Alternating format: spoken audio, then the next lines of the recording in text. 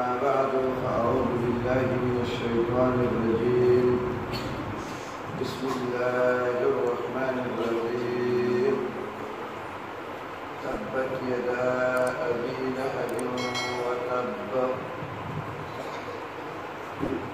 هلاك بشيء وعلى سنة أبو لهب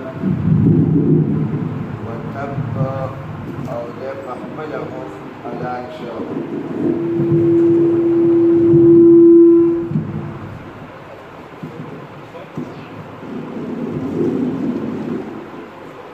ما أغنى عنه كسف دبر نقلا بتا ماله مالده وما أو أغتدنو كسبا تذكرين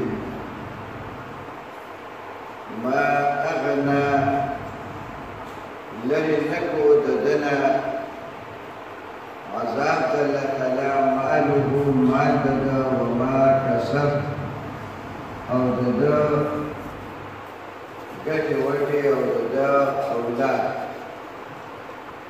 سيصلى خمخا أو زرب داخل شي نارا بوردا ذات لهب لمبو ولا أمور لنبج آمين. وامرأته أو دخل بهم دغور تداخل حمالة الحطب تدارا جمعونتي أو لولونتي دخشاك دا في جيدها دي پکارکی دي پماريكي حبل اگر سيدا من مسد جاگاد کجور د پوستکونا جوړ شوی دا اگر سيدا چې ډیره مضبوطه جوړ شوی دا بسم الله الرحمن الرحيم خاص نوم د الله چې ډیر زیات او بے اندازے مہربان نے شروع کو قل اوایا واللہ اغا اللہ دے قل اوایا ہوا ازجر چا عبادت کو اللہ اغا اللہ دے اللہ الصمد الله بنيازة بحاجته الله الصمد فالله شات حاجت نشتا أو طول هغتا محتاجري لم يلد أولادي نديسي قولي لم يلد فالله أولاد نشتا ولم يولد أو كان الندرس كذلك ولم يكن له أو نشتر الله سرى كفوا أحد برابر كتسو بسم الله الرحمن الرحيم قل أويا أعوذ بفناغرم برب الفلك الرب للسباب عندي قل اوایا اعوذ زفنا غرم برب الفلق فاغرب شاغ اختیار من دے دسبا دراخی جولو من شر ما دشر دا اغیث جننا خلقا چی دی اللہ پیدا کردی ومن شر غاسقین و فنا غرم فا اللہ سر الشر د هغې تیارې نه اذا وقبا کله چې دا تیاره راخوره شي کله چې دا تیاره راخوره شي ومن شر النفاثات او د شر د هغې پوک وهونکو خلکو نه د جادو کوونکو نه فی العقد په غوټو کې ومن شر حاسد او د شر د حسد کوونکینا د کینې کوونکینا اذا حسد کله چې د خپل کینا او حسد راښکاره کړي بسم الله الرحمن الرحیم قل هو یا اعوذ بپناه غواړم برب الناس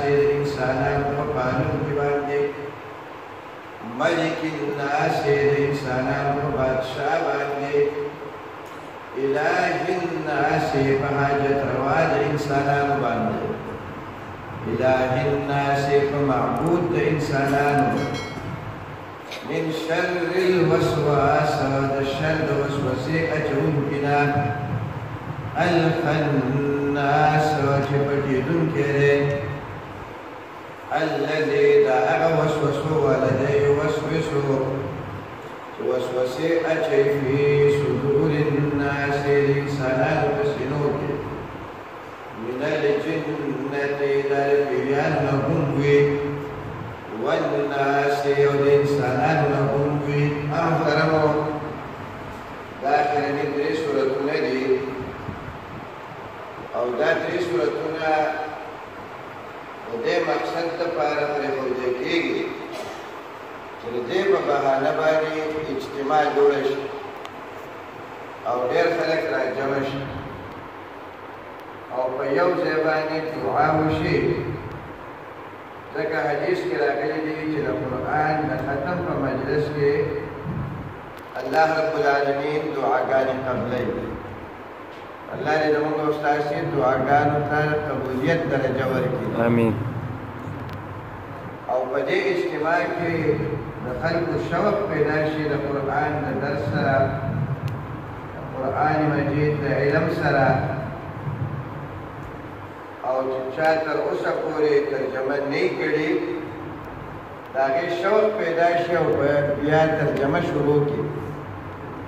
او د کومو ملګرو چې د قرآن ترجمه کړې ده دا د دوی لپاره یو لویه خوشحالي ده. موږ او تاسې د دوی په دې خوشحالۍ کې شریک شو، په شریکه دوی ته مبارکي ویو او په شریکه د دوی په دې خوشحالۍ کې د دوی سره شرکت کوو. ما عزتمندو تبت یدا ابي لهب وتب دې نه شاته چې کوم صورت مولانا صاحب ویلی د هغه صورت لومړی لفظ دی اذا جاء نصر الله. یو وخت به راشي چې الله تعالی به ستا مدد وکړي او یو وخت به راشي چې الله تعالی به ستا دین غالب کې فتح د مکې به وشي، فتح به وشي. دا مسلمانانو ته خوشخبري او زیر و چې ټول عمر به داسې کمزوري نه یې، یو ځل به الله تعالی تاسو له فتح درکړي او ستاسو امداد به وکړي. د هغې نه پس پسې دا تبت یدا ابي لهب وتب دا د دغې فتح او د دغې مدد د الله تعالی یو شکل دی. فرمایي ابو لهب تباه شو، د هغه مشن ناکامه شو او دا ستا په دشمنانو کې خطرناک دشمن و چې دی هلاک شو نو ستا د فتح لارې کولاو شوې او ستا د غلبې لارې کولاو شو. مسلمان دشمن چې هلاک شي، مسلمان خو د پټي او د پولي دشمن څوک نه وي. د مسلمان څخه خو دشمني د دین د وجې نه وي چې څوک د دین دشمني او هغه هلاک شي نو مسلمان په هغې باندې خوشحاله شي. الله یې د دې زمانې ابولهب هم تباهګر څوک دي. اوس زما عزتمندو په دې کې زما او ستا لپاره یو څو سبقونه دي من فوائد هذه السوره.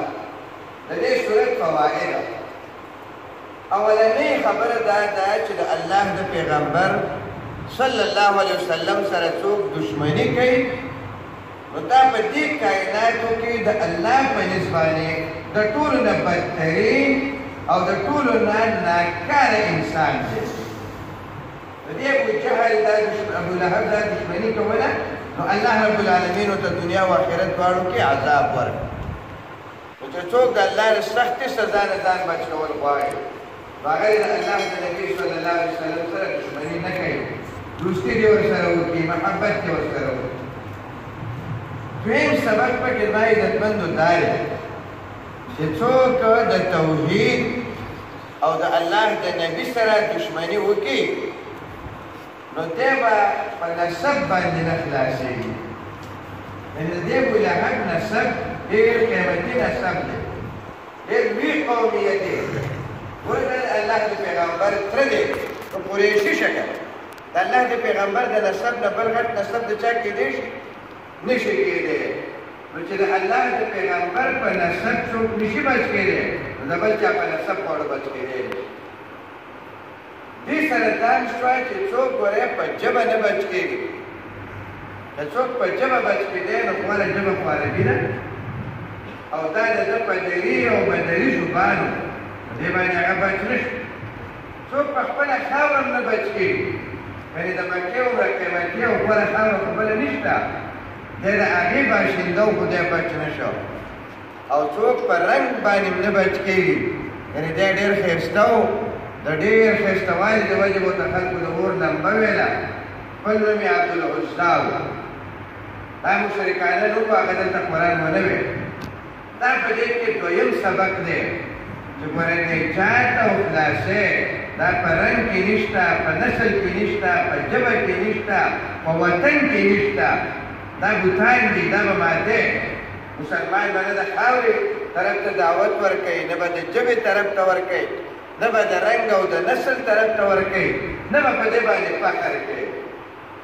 په دې مقابله کې بلال رضی الله تعالی عنه دی چې د هغه ژبه، د هغه رنګ، د هغه مال هېڅ شی نشته. خو د هغه څومره لوی شان دی.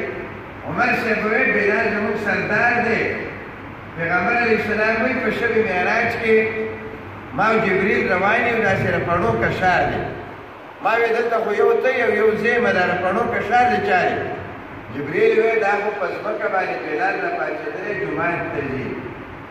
د هغه رپڼو کشار یې د الله دومره خوښ دی چې دا یې دلته تا ته واوره. نو په دې دین کې تقوا او عقیده او صحیح عمل په کار راځي.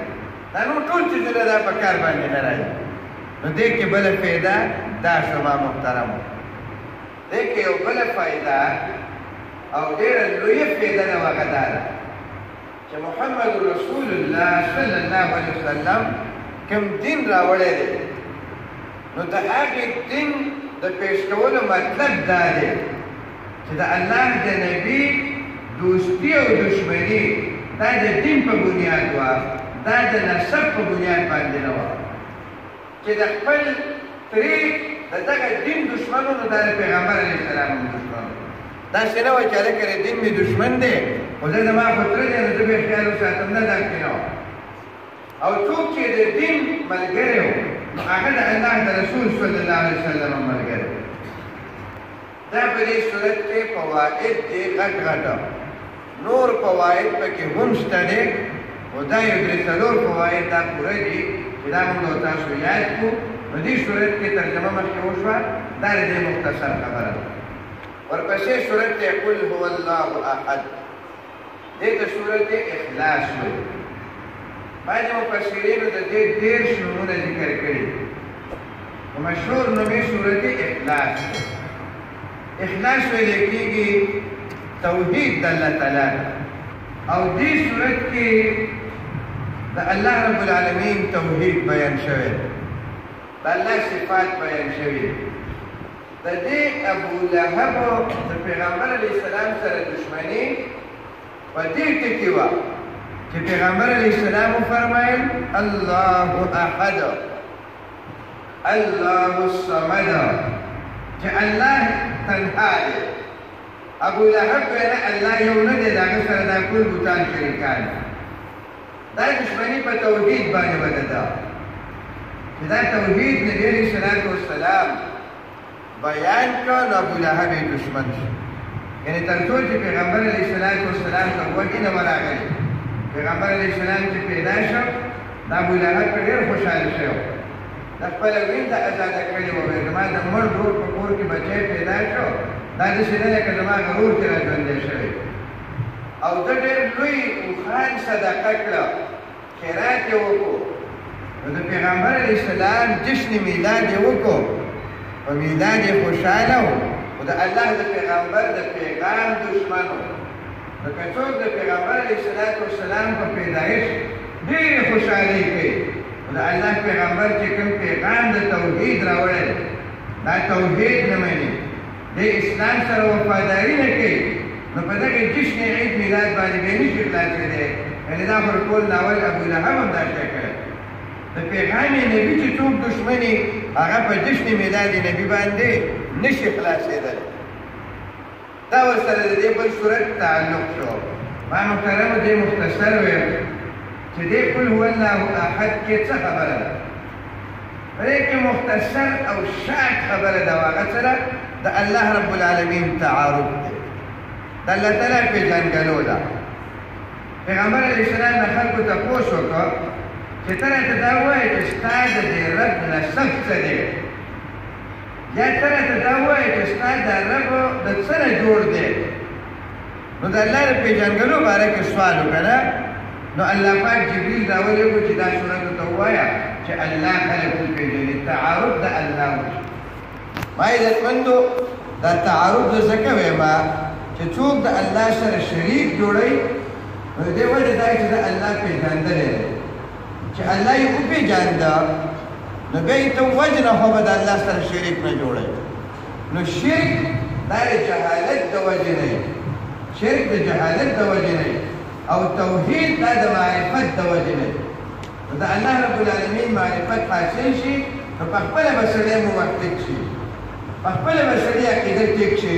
نو دې صورت کې د الله تعالی پېژنګلو شوې ده او د الله پېژنګلو په 5 صفاتو باندې شوې ده. تاسو کې د هلکان ناست دي تعلیم یافته هلکان دي او نن د دې سوشل میډیا په وجه باندې ټوله دنیا یو کلی ګرځېدلی دی. ټوله دنیا هغه ګلوبل ویلیج دی. د دنیا په یو ګوټ کې خبره کېږي په بل ګوټ کې سړی د هغې جواب ورکوي. نو نن سبا په دې تقابل ادیان کې خبرې کېږي. تقابل ادیان کې دا ډاکټر ذاکر نایک صاحب او دا شنور علما دي هغه په دې باندې د بودمت د هندومت او د یهودیت او نصرانیت د دې خلکو سره په بین الاقوامي سطح باندې هغې مناظرې کوي او بحثونه کوي. نو په هغې کې یو خبره ده چې عبادت پر چا کوي سر به چا ته ښکته کوو رامدد شه به چا ته وایو غیبي مدد به د چا نه غواړو حکم به د چا منو بلا شرطه به حکم د چا منو. نو که ته دا ووایې چې هغې وایي چې دا په دې کې دا بتخانه ده دا مجسمه ده نو مسلمان به د هغې په مقابله کې مختصره خبره وکړي چې هلکه په نور څه نه پوهېږم خو ساده خبره درته کوم چې عبادت به د هغه چا کوو چې په هغې کې 5 صفات موجود دي. اولنی صفت دا دی چې هغه بلکل تنهایی او د هغه سره د هغه جفت نه یو دا معنی ده چې هغه تنهایی اکیلا چې هغه یو نو بوتان خو یو نه دي کړی یو مجسمه په یو ځای کې ده بله په بل ځای کې ده بله په بل ځای کې. دویمه دا ده چې هغه هېچا ته محتاجه نه وي او ټول خلک هغه ته محتاج دي. او درېیمه دا ده چې بچي ګورې نه وي اولاد ته محتاجه نه وي ځکه چې څوک اولاد ته محتاج دی نو دې مطلب دا دی چې دی په خپله ختمېږي د ده نسل ختمېږي اولاد یې پیدا شي نو نسل بیا برقرار پاتې شي. او بله دا ده څلورم صفت چې ګورې د چا نه پیدا نه وي مور او پلار یې نه وي. ولې چې څوک د چا نه پیدا وي نو دې مطلب دا دی چې دی ازلي نه دی یو وخت کې دی موجود نه و د ده پلار او مور دی پیدا شي. او پنځمه دا ده چې د هغه مثل نه وي د هغه په شان بل څوک نه وي. بس راځئ اوس په دې باندې خپل خدایان تللی نو هېڅوک به تا ته د خپل معبود په باره کې دا 5 صفات پیش نه کړي نه یهودیان نه نصارا نه هندوان نه سیکان نه چې دی نو آتشپرست هېڅوک ورته دا شی پیش نه کړي. توحید د الله رب العالمین ثابت شي. د دې ټولو کائناتو بادشاه پاگه که دا صفات موجود دی پاگه که دا صفات موجود دی نو دې صورت کې مختصر خبره ده او تاسو واورېدو چې د قل هو الله احد نه والا تر اخره پورې په دې کې د الله دا صفات ذکر دي چې دا صرف صفات د الله پکې ذکر دي په دې وجه دا قرآن مجید درېمه حصه ده قرآن مجید کې توحید د الله تعالی بیان شوی د پیغمبر علیه السلام رسالت او آخرت پکې بیان شوی په دې صورت کې د توحید مضمون دی او نبی علیه السلام د دې وجې نه فرمایلی دي چې د دې صورت سره محبت کې نو جنت ته به داخل شي د یو صحابي د سوال په جواب کې فرمایلی چې د دې صورت سره محبت نو جنت ته به ځي ځکه دې صورت سره محبت خو د الله سره محبت دی نو دا قل هو الله احد مختصر چې الله سره په ذات کې شریک نشته په صفاتو کې ورسره شریک نشته په اختیاراتو کې ورسره شریک نشته د هغه مثل نشته د هغه نظیر نشته دا د دې دویم صورت مختصره خبره شوه ورپسې دو صورتونه پاتې شو قل اعوذ برب الفلق او قل اعوذ برب الناس مولانا صاحب راته وویل چې دلته مولانا ګوهر رحمان صاحب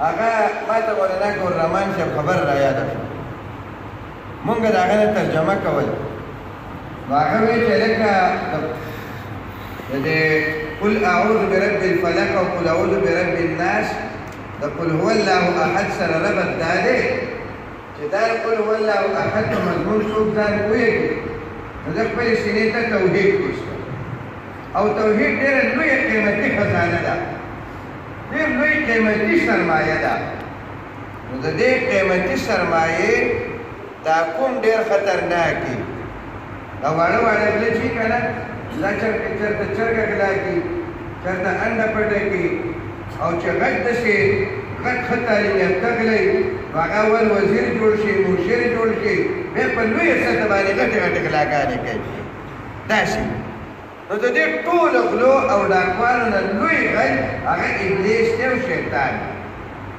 دا شیطان په پیسو هم کار نشته دا ستا په سینه باندې حمله کوي او په دې کې چې کوم ایمان دی هغه د ده په کار دی هغه د ده خرابوي دا د توحید عقیده دی خرابوي مولانا صاحب به فرمایل چې دا قیمتي سرمایه ده نو د دې ډاکوم ډېر خطرناک دی د دې به حفاظت کوي ایمان راوړل اسان کار دی خو ایمان بچ ساتل ګران کار دی توحید باندې پوهېدل اسان دي خو د توحید عقیده د مرګه پورې ساتل ګران کار دی د دې توحید عقیده د مرګه پورې چې بچ ساتې نو د هغې لپاره خو اهل علم نور هم ډېر 12-14 طریقې ذکر کړي یو سړی وایي زه خپل ایمان بچ ساتمه نو 12-14 طریقې ذکر شوي خو دې صورتونو کې طریقه څه ده چې ته به دعا کوې چې یا الله زه خو ډېر کمزوری یم که چېرته رانه لالچ راکړو د توحید به مې ګډوډ شوی که چېرته را باندې دباو وکړو د توحید به مې ګډوډ شوی که چېرته راته وسوسې واچولې د عقیده به رانه خرابه کړې نو یا الله زه ستا په پناه کې ځان در کوم ستا په پناه کې الله د دې خطرناک دشمن نه مې ته بچ کړو الله ته به ځان حواله کړې نو چې الله ته ځان حواله کړو نو ستا ایمان او ستا د عقیدې به حفاظت وشي الله دې زموږ د عقیدې د توحید حفاظت وکړي دویمه خبره ته کومه دا ټیم کم دی نو ځکه مختصر دا تر خپل دویم استاد حضرت مولانا عنایت الرحمن رحمت الله علیه ما هغه نه قرآن ویل الحمدلله هغه به فرمایل چې ستا چې کوم دشمن یې که نه نو هغه دوه قسمه دشمن څو قسمه دوه یو هغه دشمن دی چې هغه ستا دنیا خرابوي او بل هغه دشمن دی چې هغه ستا آخرت خرابوي دوه قسمه دشمن دی نو په دې لومړي صورت کې قل اعوذ برب الفلق په دې کې پناه غوښتل دي د هغه دشمن نه چې هغه ستا دنیا خرابوي او قل اعوذ برب الناس کې د هغه دشمن نه د پناه دعا ده چې هغه ستا آخرت خرابوي دنیا چې کوم دشمن خرابوي نو هغه به درې څلور قسمه کارونه کوي ستا خلاف نمبر 1 هغه به تا ته د نقصان او د شر رسولو کوشش کوي ستا د وهلو، ستا د عزته کولو، ستا د مال اخیستو کوشش وکړي. په دې کې یو قسم دشمن هغه دی چې ښکاره راځي، ډېر خطرناک دی. بل قسم دشمن هغه دی چې هغه په توره تیاره کې راځي د شپې. دا ډاکوان د شپې راوځي، غله د شپې راوځي، ماران ډړمانان د شپې راوځي. په انسانانو کې چې کوم په ظاهره انسانان ښکاري، خو د دننه نه هغه ماران ډړمانان وي، نو هغه هم د شپې راوځي. په پلاني کور یې ډاکه واچوله، پلاني کور نه یې غلا وکړه، دا د شپې په تیارې کې. درېیم قسم دشمن هغه دی چې هغه دومره بوزدل دی چې کور نه د وتو نه، خو هغه تا باندې کوډې کوي، سحر او جادو سحر او جادو کوي، په پټ ځای کې کوي چې تا ته پته نه لګي. او څلورم قسم دشمن هغه دی چې هغه سره حسد کوي، حسد کوي او د حسد په بنیاد ستا خلاف کوي. نو د دې څلورو قسمو دشمنانو د پناه غوښتلو لپاره د الله یو صفت دی چې یا الله تکه توره شپی، تکه توره شپی، څوک پکې خپل ځان نه ویني، لږه وخت تېر شي ته روڼ سبا راوخېږي او توره تیاره په رڼا ورځ باندې بدله شي. الله په ما چې دا کوم د دشمنانو د طرف نه مشکلات دي، دې را باندې تیاره جوړه کړې، په ما باندې دا مشکلات ختم کا او د دې نه وروسته را باندې خوشحالي او راحت راوړه، او د دې دشمنانو د زور نه مې الله تعالی بچ وساته. دا ډېره قیمتي دعا ده، الله دې زموږ دپاره قبولې کړي. ورپسې صورت کې د هغې دشمن نه پناه ده چې هغه د آخرت خرابوي. و به تا ته په زړه کې وسوسې اچوي، وسوسې به اچوي، شکونه به دې پیدا کوي، شکونه، اطمینان به دې ختموي. او دا وسوسو والا دشمن ډېر خطرناک دی. یو خو دا دی چې دی به راځي وسوسه به اچوي، خو که تا الله یاد کړي نو دی وتښتي، خو که ته غافل شو نو بیا درپسې راځي، بیا درپسې راځي، مایوسه کېږي نه. او بله دا ده چې دا به تا ته پته نه لګي چې دا زما دشمن دی، دا به تا ته د خیرخواهۍ په جامه کې راځي. دی به تا ته وایي زه ستا سره ښه کول غواړم، زه خو ستا دا ژوند ښه کومه، زه ستا دا معیشت ښه کومه، زه ستا په یمن کې د صفایي نظام ښه کومه. او دا به د انسانانو نه هم یو، د پیریانو نه به هم وي. نو د دې دشمن نه هم د الله په درې صفاتو باندې پناه غواړو چې الله د ټولو انسانانو رب دی، د ټولو انسانانو بادشاه دی، د ټولو انسانانو معبود دی. څوک چې د یو سړي نه خفه شي نو د هغه پلار او مور لږي وي دا خو تاسو پاللی دی، ستاسو په غېږ کې لوی شوی دی، د ده ترسم کوي کنه چې کله داسې نه وي مور او پلار یې نه شي سمولی چې حکومت ته پسې لاړ شي، وایي چې دا سړی ما تنګوي او حکومت ته وایي دی نه مې بچ کړي.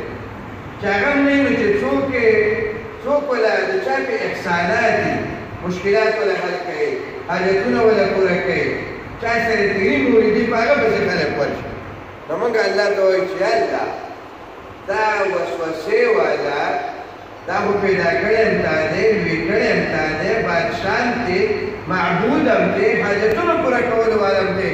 نو بل در خو نشته چې هغې ته موږ لاړ شو، بل څوک خو شته دی نه چې هلته لاړ شو. نو ته مې د دې وسوسې والا دشمن نه بچ وساتې، که دا د پیریان نه یو که د انسانانو نه یو. نو دې کې دا دعا ده، الله رب العالمین دې د دې دواړه قسمه دشمنان نه موږ او تاسې بچ وساتي.